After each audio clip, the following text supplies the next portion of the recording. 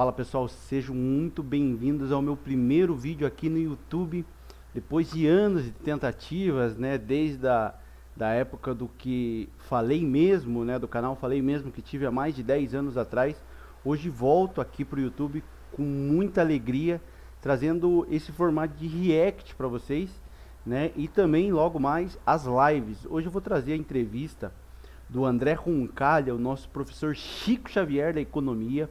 Aqui esse gênio da dialética, né, é um professor de economia que visa sempre o desenvolvimento nacional, abordando os mais diversos assuntos e sempre com muita base não só teórica, mas que vai em confronto aí, ou vai de encontro, melhor dizendo, com a realidade. Fico muito feliz mesmo de estar trazendo esse vídeo aqui para vocês, né? Lembrando que acho que o Flow News, que é para quem ele vai dar essa entrevista, é dos Estúdio Flow. Ele já deu uma entrevista há um tempo atrás, porém voltou agora, né, com o Tramontim, esse gênio do jornalismo, uma entrevista mais, digamos assim, polida, visto que o Igor a cada um minuto fala 5 palavrões, né? Mas vamos lá, pessoal, vamos para esse react. Sejam muito bem-vindos, se inscrevam no canal aqui do YouTube e me acompanhem em outras redes sociais também, Aloísio Neves.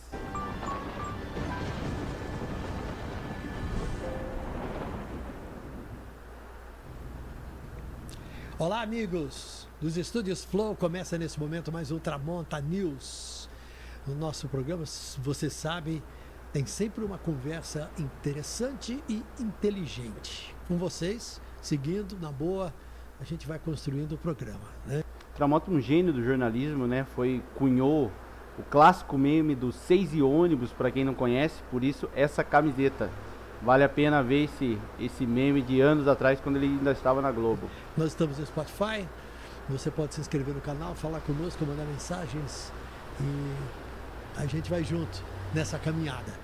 A gente vai falar de governo hoje, vai falar de governo brasileiro, de passado e futuro. Sabe aquela história, né? A gente fala muito em política aqui no Brasil, até o passado é incerto. O futuro, então, fica sendo uma coisa que é uma interrogação gigantesca. Uma hora a gente pensa que é uma coisa, em outro momento acaba se convencendo de que é outra, e depois é surpreendido com o fato de que nada do que a gente pensou antes estava certo. Isso muito por conta das construções da narrativa, que não acontece só na mídia, mas também, né, e em certos ambientes políticos, onde a narrativa sobrepõe a realidade, né? O Brasil sempre assim, vem um governo, algumas vezes tem bons momentos, depois há uma queda, aí vem um outro governo também com bons e maus momentos, tem governo só com maus momentos. Um voo de galinha, sabe aquele voo de galinha? A galinha voa baixinho, né? Ela voa um pouquinho e cai, ela voa um pouquinho e cai. Agora, e a economia? E a política? Isso se deve muito ao nosso perfil de democracia, né, que é sempre voltado para o populismo e não para uma coesão, uma coerência de projeto, né, de desenvolvimento nacional. Quando a gente fala, por exemplo, da eleição tanto do Lula quanto de Bolsonaro, na última agora, né, essa eleição ela foi marcada por um viés apenas populista, né? Não apenas no sentido de que só foi isso, mas esse foi o que decidiu a eleição. Política, para onde nós vamos, né? Quem sabe disso é o nosso convidado de hoje, professor, colunista, escritor, comentarista político, André Roncalha. E aí, tudo bem? Grande Chico Xavier da economia brasileira, né? O cara bonito desse, né? E professor com essa inteligência, é fácil fazer o react. Tudo bem, Tramonta? Um prazer estar aqui com você. Muito obrigado, muito obrigado. Cara, eu nunca vi a gente falar tanto do governo, é incrível como os jornais, especificamente, né? Os grandes jornais brasileiros discutem o governo todos os dias. Se a gente olhar todas as notícias que são publicadas num dia, no outro, num dia, no outro, a gente fica completamente esquizofrênico, né? Porque um dia tem uma boa notícia, outro dia tem uma má notícia. Um dia me falaram que não tinha muita notícia de economia. Eu falei assim, olha, eu não sei em que mundo é esse, porque no meu é todo dia, sem parar. Tem notícia nova, seja no Brasil, no mundo, o negócio não para, né? E hoje, através das redes sociais também, se você pega esse tema e começa a fazer pesquisa e se engajar com vídeos e esse tipo de assunto, você vai ser bombardeado por isso. porque dá muito like, dá muita curtida, dá muito clique a política, tanto para quem gosta, para quem não gosta, para os que os odeiam, são os que mais clicam e acessam esse tipo de notícia. Eu fico olhando todas as notícias, todos os acontecimentos que a gente acompanha, nós jornalistas especialmente de olho, né, em tudo que é dito e tudo que é feito. E aí eu falo assim, mas será que a população acompanha as coisas desta forma como nós acompanhamos, né? Eu fico com uma sensação de que a população, o povão mesmo, está tão distante desse mundo, ele analisa as consequências. Sim, e sofre. Sente na pele, né? Sente na pele. Mas... Eu vejo pela minha própria família, né? Não é algo comum as pessoas acompanharem notícias a fundo. Apesar que agora com o mainstream que a política virou, é comum todo mundo ter posicionamento e defender lado A, lado B e achar que entende ali de política econômica muitas vezes, né? Tomando partido tanto de direita quanto de esquerda. Mas realmente na minha família é muito difícil as pessoas consumirem esse tipo de conteúdo, não só apenas na forma de entretenimento, mas sim na forma de formação, né? De você ter uma formação de opinião através de conteúdos e notícias relacionados a isso. Mas os acontecimentos em si, acho que a população em geral não acompanha, né? Eu tenho a impressão que não. Grande parte do que a gente discute na imprensa, em termos de comentário, eu acho que a população como um todo passa bem ao largo. Assim. Ela sente na pele, né? E acho que esse é até um dos elementos interessantes de se debater, que é como a população percebe o que está acontecendo, né? Na economia, na sua vida, no seu bairro, né? No país. E a diferença dos analistas, que estão olhando indicadores, né, que muitas vezes envolvem o país inteiro ou envolvem uma região inteira. Então, sempre tem uma certa dissonância, né, entre o que os acadêmicos, os analistas veem e como as pessoas muitas vezes enxergam. E eu acho que isso impõe um desafio grande aos governos, né, porque muitas vezes eles são, na maior parte das vezes, são aconselhados por analistas, por especialistas, mas é o voto do povo que eles têm que ganhar. Né? Esses analistas, a gente é apenas um número, né, traduzindo o que ele falou. Que análise você faz de maneira geral? Sei que antes da gente entrar em alguns aspectos muito determinados do governo Lula, nós temos aí 1 ano e meio, né? Um pouquinho mais de 1 ano e meio. Quase 19 meses. Quase 19 meses. Eu estou fazendo esse RECT em outubro, então ele vai analisar 1 ano e meio de governo. Já se passou 3 meses, então essa análise ainda é muito atual, né? Isso. Tá mais para um governo bom, tá mais para um governo mais ou menos? Eu acho que depende muito do recorte social que você adotar. Né? Então, se você estiver nos 5% mais pobres da sociedade, você teve um aumento de renda de 40%, você está indo lá para... Se você tiver nos 5% mais pobres, a gente teve um aumento de 40%, né? Olha o viés do governo para que lado caminha, né? O mercado está incomodado com o nível dos preços, mas está conseguindo comprar as coisas, o carrinho está mais cheio do que estava antes. Agora, se você está no 1% mais rico, eu acho que as pessoas ali estão com receio de que o ritmo de crescimento da riqueza delas vai diminuir. Note que eu não estou falando que vai diminuir a riqueza. O ritmo de crescimento vai diminuir. E note que ele falou também sobre a expectativa, a projeção dessas pessoas.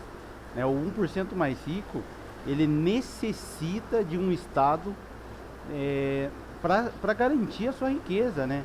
Através, claro, do uso da força também, mas não só isso. Se ele for um industrial, ele vai precisar exportar, escoar a sua produção, assim como se for um produtor agrícola também, né? Então essa expectativa do 1% mais rico não é o que aconteceu com eles agora, não mudou nada para eles, mas só a expectativa deles já é levada em conta quando se vai analisar um governo. Você vê como é diferente as análises para quem é mais pobre, muda-se a realidade basicamente imediatamente, e quando vem o rico é uma expectativa de uma mudança positiva ou negativa, né? Sim. O ritmo de crescimento dela, eles têm medo que diminua porque a agenda do governo é uma agenda de redistribuir o peso de impostos que a população carrega. Então hoje ela é majoritariamente distribuída na base das... Isso foi levado até os BRICS, inclusive nas últimas reuniões que tiveram, acho que depois da fala dele também, pressionando para que não se haja uma evasão fiscal, né, se pressionar esse 1% mais rico do Brasil para que eles não saiam do país, né, com seu dinheiro apenas possivelmente que em outro lugar a taxa é menor, né, seriam os paraísos fiscais. Sociedade até os 90%, né, mais pobres, e os 10% mais ricos geralmente têm uma carga tributária menor. Então o que o governo está tentando fazer é deslocar um pouco esse peso, porque curiosamente, a mero deslocamento desse peso já vai transformar a nossa economia em termos de ritmo de crescimento, em termos dos setores que vão ser beneficiados. E eu acho que essa agenda é muito... O governo hoje tentar fazer isso com o Congresso que se tem, com a governabilidade que é imposta, cara, é um desafio, assim, eu diria sem precedentes, visando que a política econômica hoje pautada, hoje que eu digo agora, outubro, né, de 2024, pautada pelo Haddad, já não é essa mudança de eixo, é uma política de cortes de gastos, porque eles vão precisar transparecer ao mercado uma seriedade, ou estão tentando, né, transparecer essa seriedade no que se refere às políticas econômicas de austeridade, ou seja, cumprimento do teste de gastos e tudo mais, ali nesse sentido.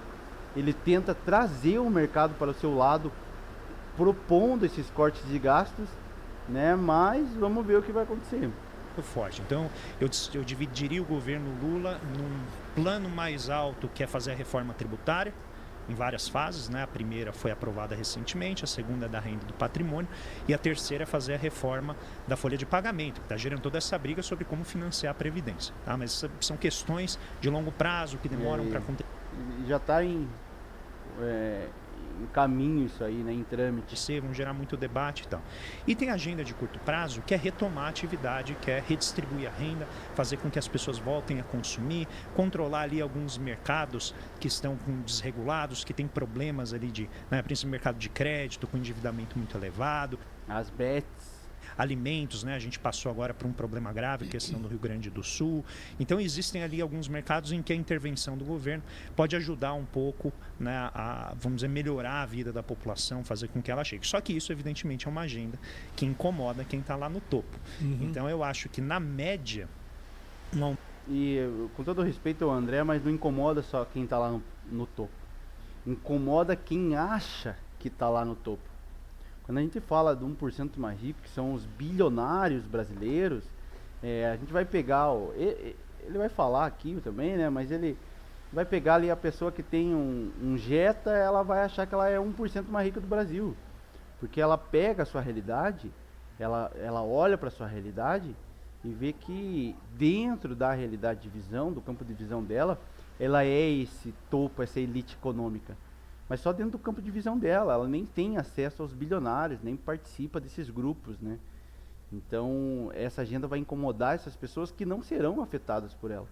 Aumento de renda de 11%, na média, não é algo ruim, certo? Todo mundo está ganhando mais, a gente está com níveis históricos de renda elevada, a inflação está controlada, e aí a questão é, muitas vezes, a diferença, às vezes, de estratégia, qual que é o melhor plano, e eu acho que é isso que está em disputa entre o governo, muitas vezes o mercado ou o Congresso, mas eu acho que, no geral, o governo está fazendo, seguindo uma agenda que ele se propôs, que é restaurar a atividade econômica, resgatar a renda e tentar consertar as contas públicas, que esse sim aí é um grande problema. É um grande labirinto. E tem também o desemprego que está em queda. Então, tem o desemprego em queda. É outro índice Perfeito. Favorável desse governo. Não, né? e é um... Você vê como isso é uma notícia, né? Eu tenho feito lives no TikTok, e a gente acompanha umas pessoas assim que elas olham para o micro e querem tirar a conclusão dela a partir daquilo. Então, realmente, eles têm pontos favoráveis.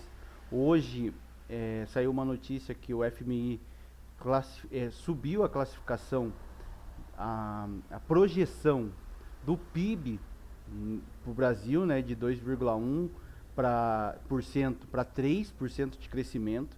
Então, esses indicadores, apesar de modestos, mostra que aquele medo do Brasil virar uma Venezuela, na verdade, estava mais fácil com o antigo governo, né, ditatorial, ou tentando ser ditatorial, né, pela incapacidade acabou não conseguindo, mas o antigo governo, pela sua truculência, pela sua falta de diálogos com os poderes e a falta de representação ou de como que eu vou usar o termo, não seria representação internacional, mas de respeito internacional, não é bem esse termo, mas vocês entenderam.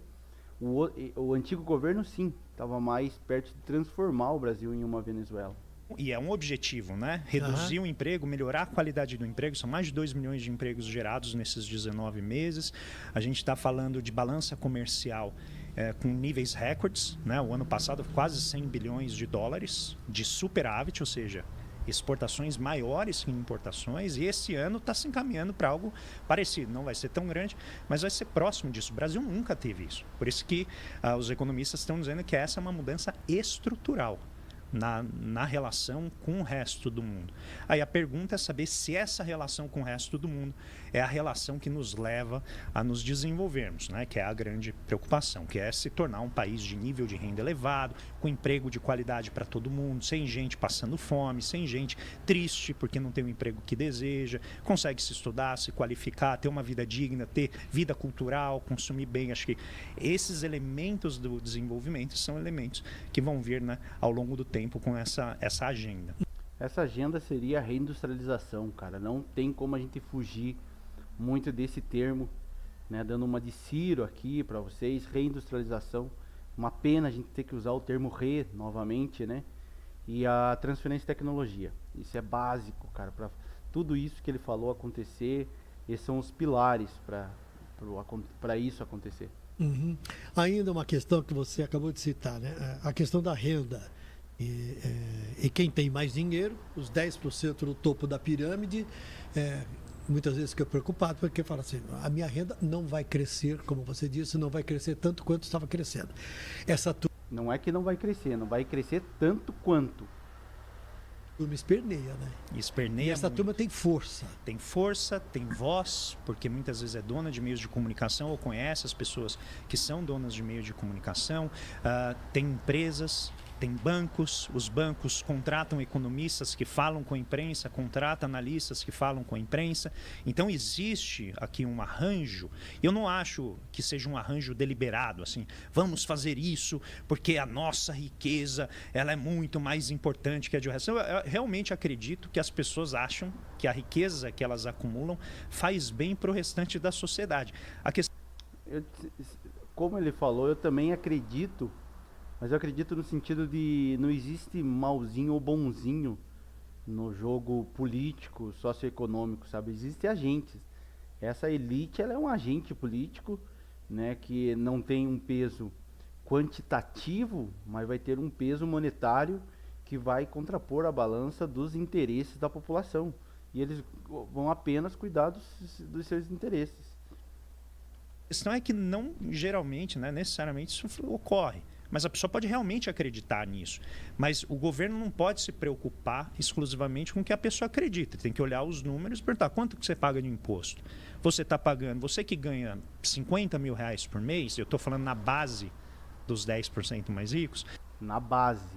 A base dos 10% mais ricos começa ganhando 50 mil por mês. Entendeu que o cara do Jetta não é o alvo? Você ganha 50 mil reais por mês, você está pagando 3%, 4% de tributos no todo. Enquanto a pessoa que ganha até 2 salários mínimos está pagando 13%. Então, a gente tem que reequilibrar. E o doido de tudo, Tramonto, é que é o seguinte, a pessoa que está lá em cima, se ela for pagar 12, 13%, ela não vai deixar de comer.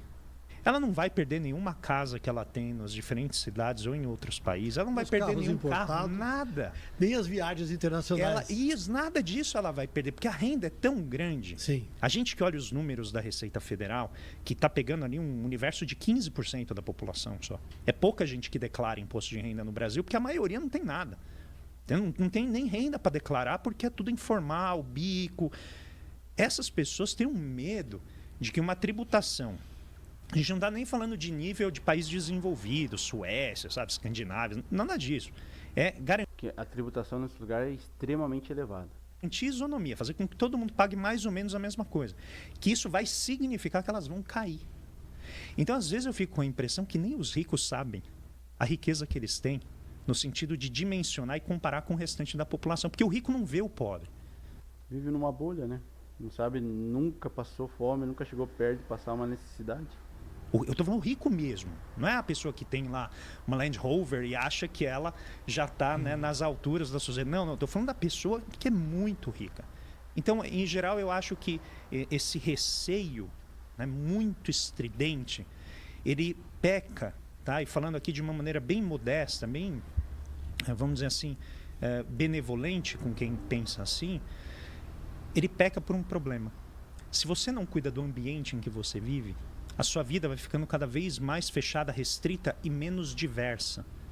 De maneira que você perde o contato com a realidade. A tua realidade imediata se torna a realidade geral para você. E essa pessoa se desconecta do país. Então, como é que eu vou me preocupar? Ele está falando sobre se fechar numa bolha, né? Mesmo que não seja proposital, mas esse grupo se fecha numa bolha. E eu vou além ainda, né? Quando a gente não tem esses avanços socioeconômicos para essas pessoas que são mais ricas, elas acabam se isolando e tendo uma vida muito de menor variedade pela possibilidade que a sociedade acaba proporcionando para ela. Então os índices de segurança acabam descendo, né, por conta da marginalidade e tudo mais.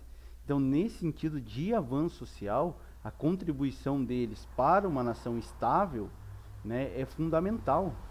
Você, não que eles vão acordar um belo dia e vão decidir isso, mas enquanto um projeto de Estado, isso deve ser o horizonte. Com a pessoa que está desconectada do país, em que o país é mero espaço para ela ganhar mais dinheiro, quando ela diz, vou pegar meu dinheiro e vou embora. Falou, você já não está aqui. Você só está explorando o que a gente tem, você não está vivendo no ambiente. E aí o curioso é que ela pega o avião, vai até Londres e adora andar de metrô.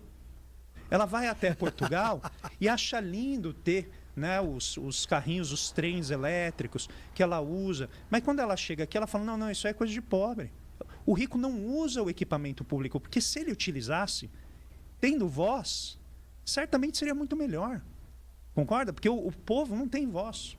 Agora, imagina se as pessoas se comportassem no Brasil, essas muito ricas, como elas se comportam lá fora. Eu acho que a gente teria um ambiente público melhor. E isso certamente seria benéfico para elas mesmas. Agora, esse tipo de comportamento, nós estamos falando de um grupo muito específico no Brasil, né? Pequeno, menor, mais ruidoso, forte, poderoso e muito rico. Esse tipo de comportamento é comum em outros países? Porque o que eu vejo assim, Olha que pergunta sensacional do Tramontim. Falta uma percepção, um grau de informação sobre se melhorar para todos vai ser bom para mim também, né? E ao mesmo tempo assumir responsabilidades sociais. Eu preciso contribuir de alguma maneira para que o todo melhore também, né? Nos outros países, como esta parcela da população se comporta? Eu acho que varia muito porque os ricos também não são homogêneos. Então, quando a gente fala de um grupo, né, que tem riqueza, a gente tem que se perguntar o que é ser rico. É muito difícil de definir, né, o que é ser uma pessoa rica, do ponto de vista material, financeiro. Então, uma coisa interessante é quando você vai subindo na distribuição de renda, lá no topo da pirâmide, ela vai ficando mais desigual do que ela é na pirâmide inteira. Olha que loucura.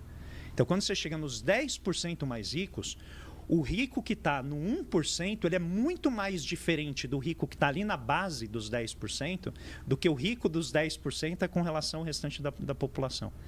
O do 10% está muito mais próximo de ser pobre do que ele imagina, né? Porque a distância é monumental. É monumental. A gente está falando, às vezes, ali na base dos 10%, uma pessoa que ganha 5, 10 mil reais de uma pessoa que ganha aproximadamente 100 milhões de reais. Entendeu? Isso tudo lá no topo. Então é uma diferença monumental. A gente tem gente no Brasil que ganha mais de R$1 bilhão por ano, desculpa. E aí quando você olha os dados, eu fiquei chocado com esse dado, porque a minha alíquota efetiva, a gente teve que acabar de fazer, né, recentemente a declaração do imposto de renda, e com os descontos, tudo, a minha alíquota dá em torno de 15%. Tá? Porque eu sou servidor público federal, então a maior parte do meu imposto já é descontado na fonte, aí tem todas as deduções e tal. No 1%, eles pagam 1% de imposto de renda. 1%. 1%. Por quê? Grande parte do que eles ganham não é salário. É dinheiro na forma de dividendos, porque tem empresas e tal. Então, eu não acho que é absurdo você chegar para essa pessoa e falar assim, você ganhou R$1 bilhão, e tem isso. As pessoas ganham R$1 bilhão por ano. É mesmo? É sério. E sabe quanto que essa pessoa pagou de imposto em cima desse R$1 bilhão? Em cima de 100 milhões. Não é que ela pagou 100 milhões de imposto. Sim. Ela pagou em cima de 100 milhões de 1 bilhão e tanto que ela ganhou. Você vê como é desigual, né? Ele é 15% do todo, sendo servidor público, e o 1% mais rico acaba fracionando o que ele vai pagar, porque a fonte com que ele recebe esse dinheiro não é tributável. E hoje é isso que o governo está tentando avançar, e sem a governabilidade que precisa vai ser muito difícil, né? E com a população ainda polarizando o discurso, ou seja, o cara da Land Rover, o cara do Jetta, achando que está falando sobre ele, né? E reduzindo o debate a achismo, vai ser muito difícil. Isso aí é assim de uma complexidade política tremenda. Que ela ganhou. Então, isso não é justo, e isso vai gerando o que a gente vai falar possivelmente daqui a pouco, que é esse problema. Como é que a gente equilibra as contas se quem está carregando o piano é quem deveria ser beneficiado pelo Estado? E quem está lá no topo está numa posição que é tão privilegiada, só que está totalmente cego com as lentes da meritocracia. Só que a gente já viu, quando você olha os dados, grande parte dessa riqueza é herdada. Não foi a pessoa que construiu. Foi a família dela e assim por diante. Assim, para trás, né? Na verdade, nem por diante. Mas você tem esse arranjo. E aí, como é que você desmonta a coalizão que bloqueia esse avanço? E, novamente, sem nenhuma ruptura. Não estou aqui falando de socialismo, não estou falando de comunismo, não estou falando nada disso. Estou falando de ir na direção do que foram países como Portugal, né? Os países da Escandinávia. A gente pode falar de Noruega, França. Se a gente pegar Estados Unidos no pós-guerra, 1945, tinha taxas de juros sobre os ricos de 90%. 90%. Sobre a renda deles, né, do topo. E quando a gente vai ver alguns, como eles chamam, né, econocoaches aqui, eles usam esses países como modelo, por ter liberdade econômica ou pelo índice de qualidade de vida, né?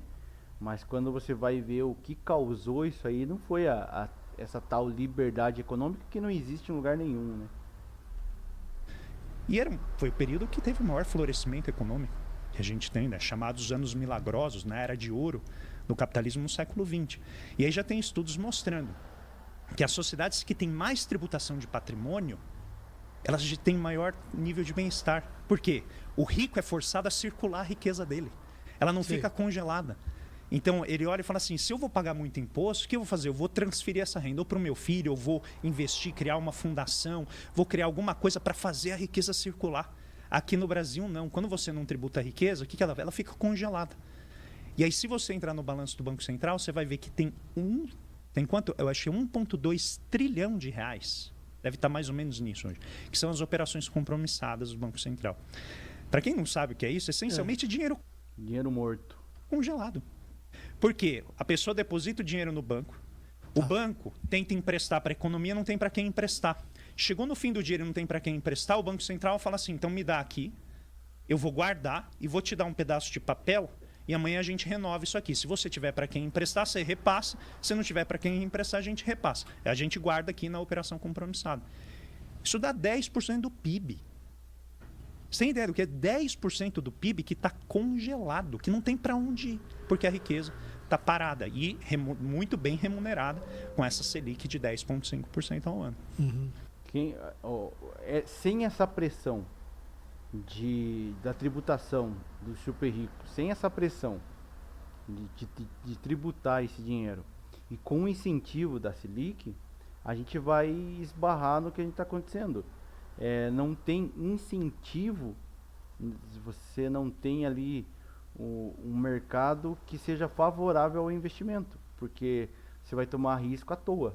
Então esse dinheiro vai ficar parado, não vai causar industrialização, e quem acredita no livre mercado pelas ações benéficas do empresariado, é só analisar como está a nossa industrialização, né? Qual que é o investimento nos setores industriais e de avanços tecnológicos e qual é o dinheiro que está parado rendendo isso, né? Pessoal, então hoje era o vídeo que eu queria trazer para vocês é isso. Temos mais aí 1h37 para falar, para reagir ao André, mas vamos por partes, porque estou aprendendo, então vai ser bom para eu verificar o microfone e tudo mais. Agradeço todo mundo que assistiu o vídeo aqui, provavelmente eu que mandei para vocês me darem as suas opiniões. Não deixem de se inscrever no canal, né? Porque realmente eu estou empenhado nesse projeto de trazer conteúdos e debate político de uma forma... hoje já não é tão revolucionário o React, mas o React desse tipo de conteúdo, né, para vocês. Agradeço e até mais.